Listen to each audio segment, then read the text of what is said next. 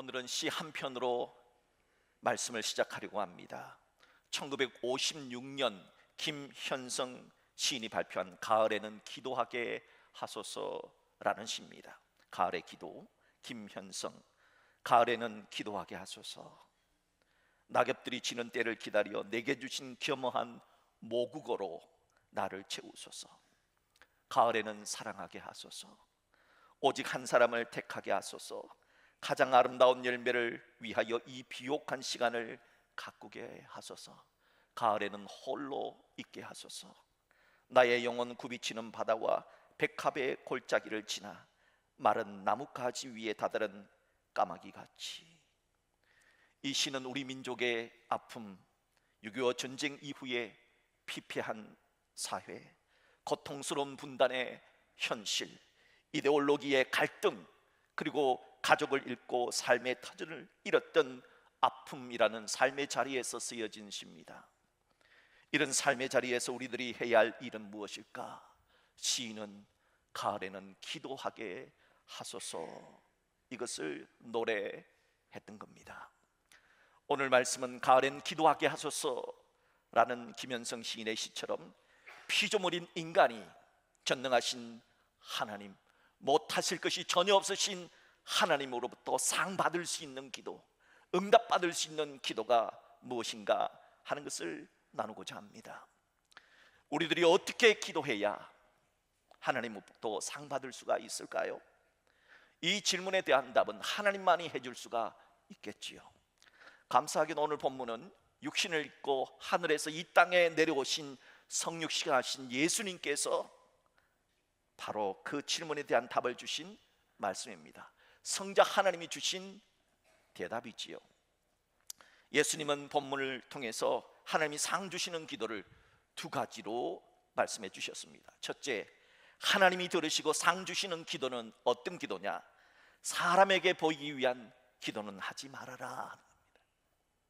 성경에는 다양한 기도의 자세가 나옵니다. 여러분은 어떤 기도를 하시는가? 자, 보십시오. 엎드려 기도하는 자세가 있어요.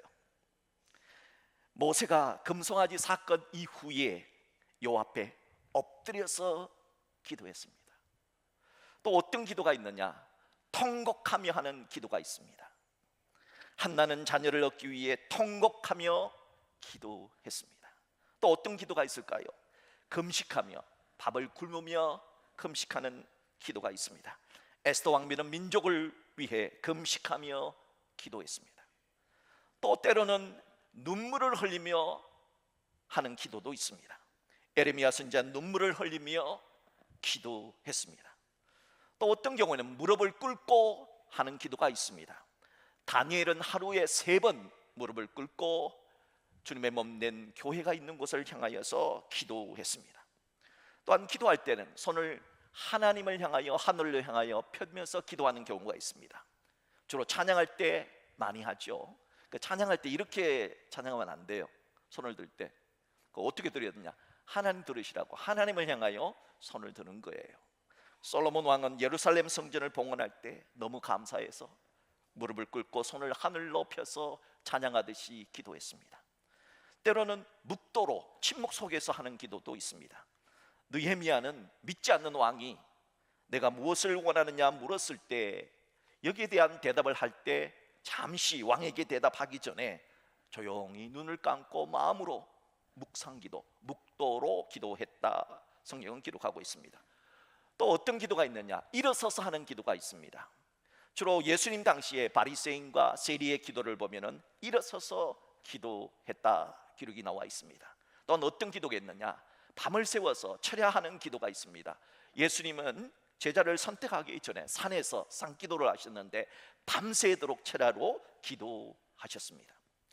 이렇게 기도는 다양합니다. 앉아서 기도하든 서서 기도하든 손을 들고 기도하든 눈을 감고 기도하든 통곡으로 기도하든 침묵으로 기도하든 배를 굶고 금식으로 기도하든 밤을 새워서 기도하든 기도는 다양한 자세로 다양한 방법으로 기도할 수가 있습니다.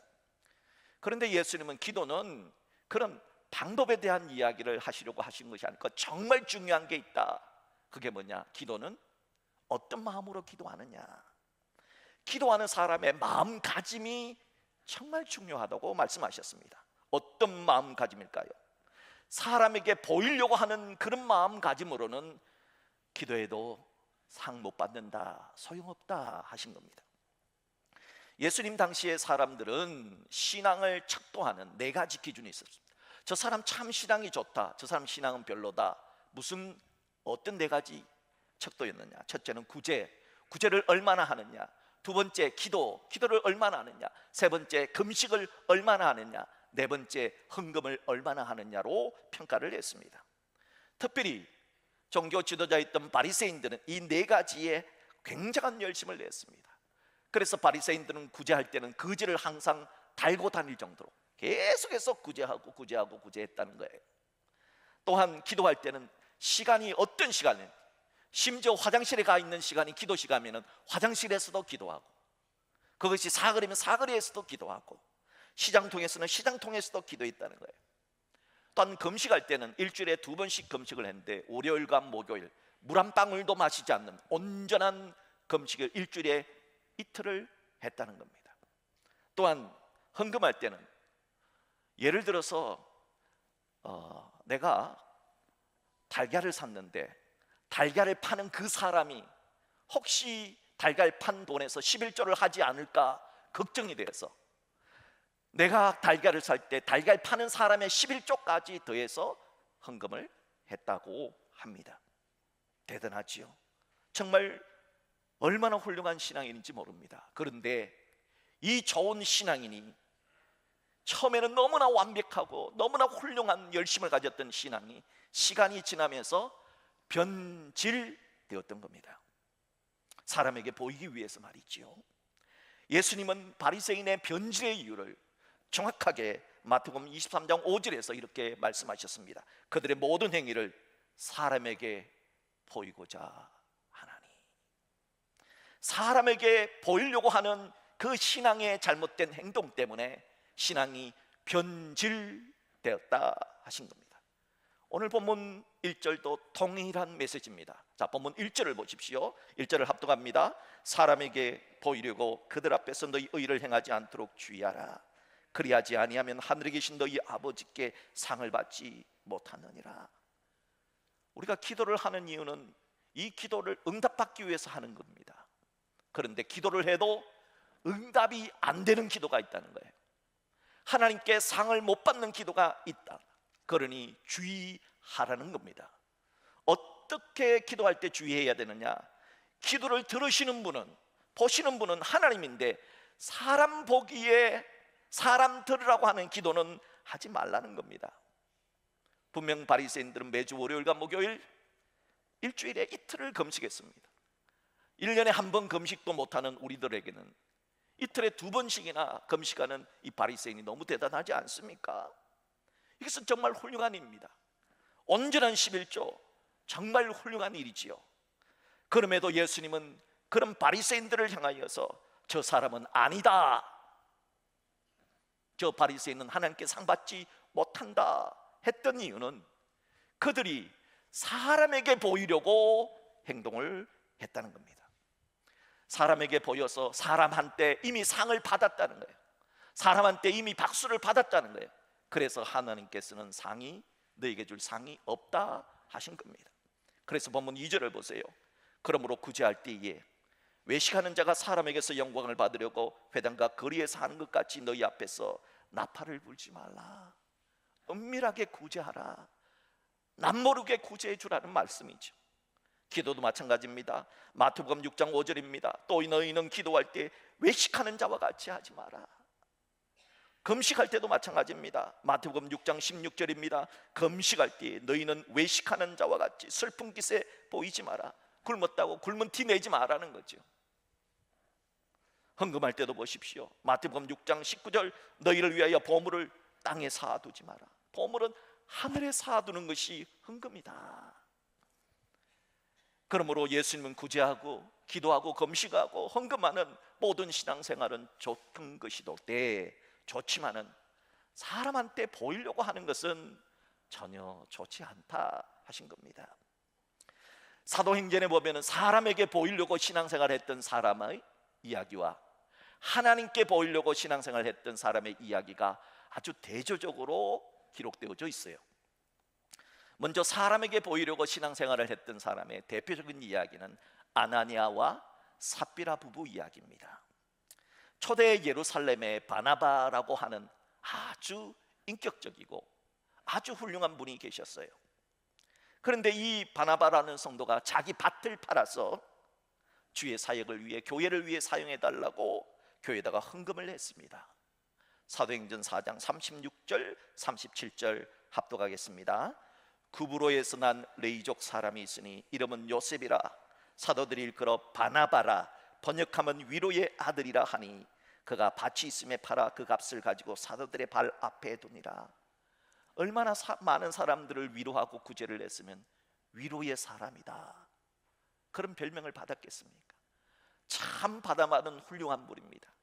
그런데 이분이 자신의 재산을 팔아서 교회에 헌금까지 했으니 사람들은 바나바 선생님은 진짜 훌륭한 분이다, 존경을 하게 됐던 겁니다. 이 이야기를 듣고 그래, 나도 그랬으면 좋겠다 하는 거룩한 부담을 받은 부부가 있었습니다. 바로 아나니아와 삽비라 부부입니다. 자, 이분들이 나도 그러면은 땅을 팔아서 헌금해야지 하면서 땅을 팔았어요. 그런데 문제는 땅을 판 돈을 다 헌금을 하려고 보니까 갑자기 아까운 거예요. 그래서 땅 판 돈 다 드리지 않고 반을 딱 잘라가지고 몰래 감춰놓고 반만 가져왔고 사도 베드로한테 내놓으면서 이거 땅 판 돈 전부입니다 하면서 드렸어요. 그때 사도 베드로가 참 이런 말을 합니다. 사도행전 5장 3절로 5절입니다. 베드로가 이르되 아나니아야, 어찌하여 사탄이 내 마음에 가득하여 내가 성령을 속이고 땅값 얼마를 감추었느냐? 땅이 그대로 있을 때에도 내 땅이 아니며 내 판후에도 내 마음대로 할 수가 없더냐? 다 네 거 아니냐? 땅을 팔아도 그건 네 돈이고 다 그러죠. 그러면 네가 반 정도 드리는 것도 훌륭한데 하나님 반 드립니다 하면 되지, 왜 굳이 이거를 속여가지고 다 드립니다라고 했느냐? 어찌하여 이 일을 내 마음에 두었느냐? 사람에게 거짓말한 것이 아니요 하나님께로다. 아나니아가 이 말을 듣고 엎드려져서 혼이 떠나니 이 일을 듣는 사람이 다 크게 두려워하더라. 초대교회에서 일어난 이야기입니다. 사람에게 칭찬받으려고 했던 아나니아와 삽비라, 이것은 한계가 있다는 거예요. 둘 다 사람한테만 계속해서 인정받으려고 하다 보니까 결국은 이런 사달이 난 것이죠. 자, 이 아나니아와 삽비라 이야기는 아주 정반대의 이야기가 사도행전 또 9장에 기록되어져 있어요. 바로 여제자 다비다의 이야기입니다. 사도행전 9장 36절 이하의 사실을 보면 다비다라고 하는 여자 제자는 정말 많은 사람들을 구제했습니다. 특별히 누구를 많이 구제했냐? 홀로 사는 여인들. 홀로 사는 여인들에게 그들에게 속옷을 만들어주고 겉옷도 만들어주는 그런 일들을 참 많이 했어요. 그런데 그런 다비다가 병이 들었네요. 그러다가 죽었어요. 그래서 다비다에게 도움을 받았던 많은 사람들이 이 훌륭한 다비다가 죽어서 너무 슬퍼서 다비다를 깨끗하게 씻겨주고 옷을 입힌 다음에 다락방에 모셔놓았어요. 그런 다음에 욥바, 그 근처 욥바라고 하는 곳에 사도 베드로가 있다는 소식을 듣고 사도 베드로에게 가서 우리 다비다가 죽었어요, 장례 좀 치러주세요 하고 사람을 보내서 베드로가 오게 되었습니다. 베드로가 왔더니 많은 사람들이 울면서 이런 얘기를 합니다. 이 다비다가 얼마나 살아있을 때 좋은 일을 많이 했는지 아십니까? 사도님, 한번 들어보세요. 이 지금 우리 입고 있는 이 옷 다 다비다가 만들어졌어요.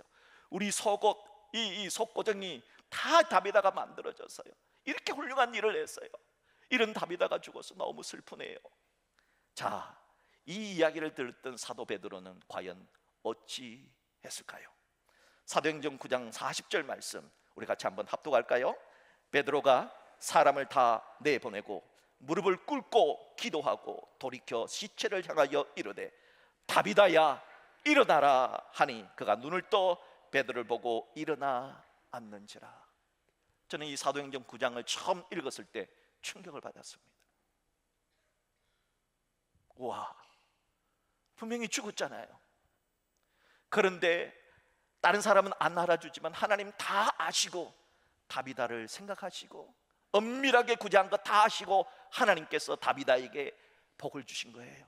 상을 주신 거예요. 그래서 죽었다가 다시 살아나게 하신 거예요. 하나님이 보고 계시다는 진리를 믿는 사람, 그래서 남이 알아주지 않아도 남몰래 선행과 구제를 했던 다비다, 그에게 하늘의 은혜가 임했던 겁니다. 예수님 마태복음 6장 4절에서 하나님은 엄밀한 중에 보시는 너의 아버지라고 말씀하셨습니다. 엄밀한 중에 하나님 보십니다. 사람은 못 봐도 하나님은 보십니다. 사람 눈에 보이지 않아도, 사람 귀에 들리지 않아도, 아무도 없는 것처럼 느껴지는 그런 엄밀한 중에도 하나님은 보고 계십니다. 바라기는 우리의 기도가 사람에게 보이려고 하는 것이 아님을 분명히 알고, 우리가 사람에게 보이기 위한 그런 가식적인 행동은 내려놓는 그런 믿음의 자세를 가질 수 있기를 주의 이름으로 축복합니다. 둘째, 하나님이 들으시고 상 주시는 기도는 어떤 기도인가? 하나님께만 포커싱을 맞추는 기도, 하나님께만 기도하는 기도입니다. 여러분, 이 세상에는 모든 종교가 기도가 있어요. 기도가 없는 종교는 없습니다. 그런데 누구한테 기도하느냐가 중요한 거예요.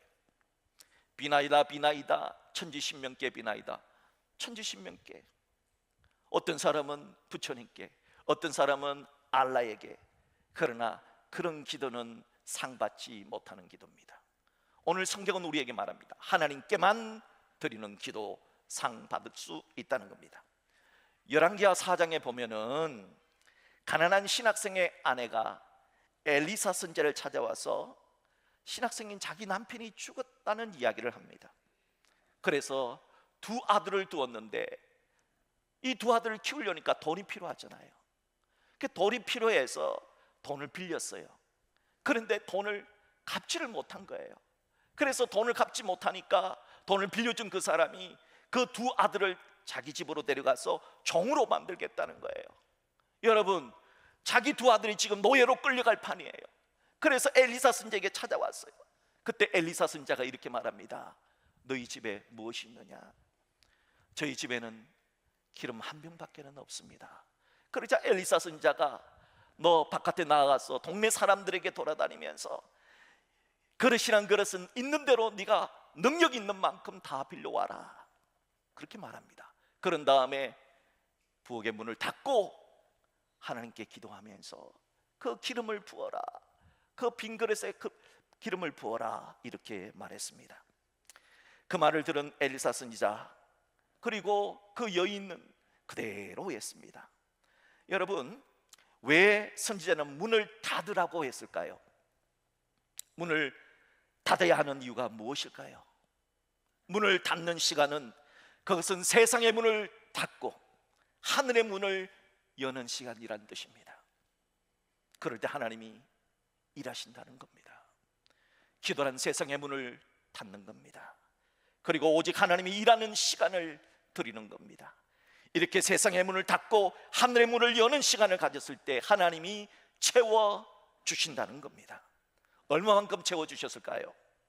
빌려온 그릇만큼 채워주셨습니다. 이것은 하나님께서 이만큼 채워주시라는 믿음을 가지고 그만큼 그릇을 빌려왔던 거예요. 그 빌려왔던 그릇의 숫자는 믿음의 숫자입니다. 믿음만큼 채워주신다는 겁니다. 이렇게 세상의 문을 닫고 하늘의 문을 여는 시간, 이것은 어찌 보면은 기도하는 시간은 우리가 땅은 이 세상에, 우리의 몸은 이 땅에 있지만은 우리의 마음은 천국에 있는 시간과도 같다는 것입니다. 사랑하는 성도 여러분, 여러분은 언제 세상 문을 닫고 하늘의 문을 여십니까? 여러분은 어떤 사람도 어떤 생각도 방해받지 않고 세상의 문을 닫고 하늘의 문을 여는 시간, 어디에서 언제 그런 시간을 가지십니까? 기억하십시오. 이 세상의 문을 닫고 하늘의 문을 여는 시간, 그때 하나님이 채워주시는 체험의 시간이 있는 겁니다. 하나님이 채워주실 때 우리의 삶 속에 기적이 일어나는 것 아니겠습니까? 여러분, 하나님께 집중하십시오. 몇 해 전에 CBS에서 사랑의 달란트라는 프로그램에서 스티브 존슨 증후군이라고 하는 아주 희귀한 난치병을 앓고 있는 9살짜리 지훈이의 사연이 소개가 되었습니다. 지훈이가 앓고 있는 이 스티브 존슨 증후군이라는 병은 이 온몸의 열이 40도가 넘는 거예요. 40도가 넘어서 고열이 발끝에서부터 머리끝까지 올라와서 온몸이 시커멓게 타들어가는, 마치 화상을 입은 것처럼 살이 짓무르고 귀가 문드러지고 시력을 잃게 되는 희귀한 난치병입니다. 그 당시 9살 지훈이가 얼마나 고통이 심했으면, 엄마, 나 이만큼 아팠으니 이제는 죽어도 되지. 엄마, 나 이제는 하늘나라로 가게 보내줘 라는 이야기를 했습니다. 지훈이의 그 말 한마디가 시청자들의 모든 마음을 아프게 했고 눈물을 흘리게 했습니다. 그 당시 지훈이의 상태는 물 위에는 어떤 음식도 어떤 음료수도 먹을 수 없는 상태였습니다. 병원 의료진들도 너무 안타깝다고 했던 상황이었습니다. 이 방송이 나간 후에 순식간에 지훈을 위한 모금을 했는데요, 순식간에 3억 원이 모였습니다.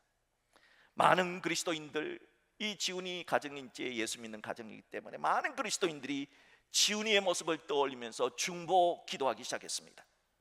자신의 친아들처럼 생각하며 눈물을 흘리며 기도했던 거지요. 그리고 1년 뒤에 기적이 일어났습니다. 사진 한번 보여주시겠어요? 지훈이의 불치병이 치유가 된 겁니다. 1년 뒤 지훈이는 집에서 정상적인 생활을 하고 있었고 온몸이 짓물러 형체를 알 수 없었던 피부가 80%, 90% 회복되기 시작했습니다.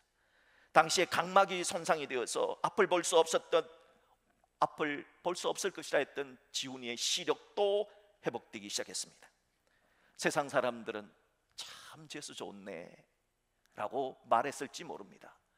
여러분, 이게 재수가 좋아서 이렇게 됐을까요? 그 가족들은 이렇게 말합니다. 모든 것이 하나님의 은혜요, 기도의 힘이었습니다. 기도했던 모든 사람들에게 감사하다는 말과 함께 시청자들이 보내준 성금 3억 원 가운데 1억 4천만 원을 다시 보내주면서 희귀병을 앓고 있는 아이들을 위해 사용해 달라 했습니다. 이렇게 기도의 힘은 우리의 생각을 초월합니다. 기도는 하나님과 소통하는 최고의 방법, 최선의 방법이기 때문입니다. 예수님은 이 최고의 방법인 기도를 할 때 세상의 문을 닫아야 된다, 제발 세상 걱정 좀 내려놓아야 된다. 여러분, 예배 시간만큼 세상의 문제를 좀 내려놓으세요. 세상의 걱정 좀 내려놓으세요.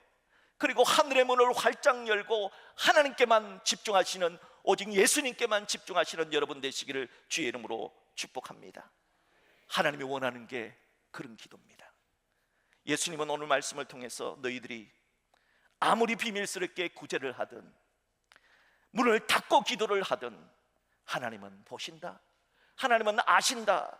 그러니까 하나님께 집중해서 기도하라 하십니다. 그러면 하나님이 반드시 상 주신다는 겁니다. 본문 2절 중반절부터 우리 합독할까요? 사람에게서 영광을 받으려고 회당과 거리에서 하는 것 같이 너희 앞에 나팔을 불지 말라. 진실로 너희에게 이르노니 그들은 자기 상을 이미 받았느니라. 여러분, 사람에게 하는 구제도, 사람 보이게 하는 구제도 주로 이제 대그룹 보면은 이게 연말에 사랑의 온도 해가지고 많이 기증을 하잖아요. 사람에게 보이는 구제도 박수 받습니다. 훌륭한 겁니다.